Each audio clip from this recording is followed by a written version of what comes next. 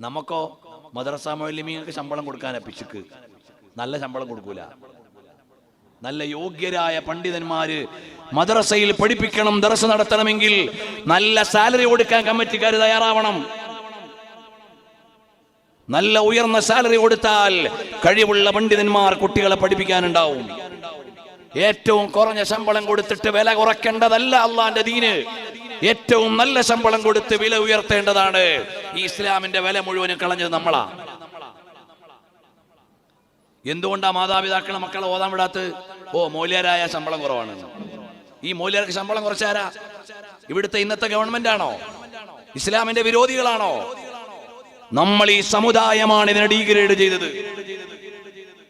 മദ്രസയുടെ class റൂമുകൾ വേണ്ടത്ര ഭംഗിയാക്കാത്തത് ആര്? നമ്മള്. മുഅല്ലിമീങ്ങൾക്ക് നല്ല ശമ്പളം കൊടുക്കാത്തത് ആര്? നമ്മള്. അതുകൊണ്ട് ഈ സമുദായം മാറി ആലോചിക്കണമെന്ന് വിനീതമായി ഞാൻ ഓർമ്മപ്പെടുത്തുകയാണ്.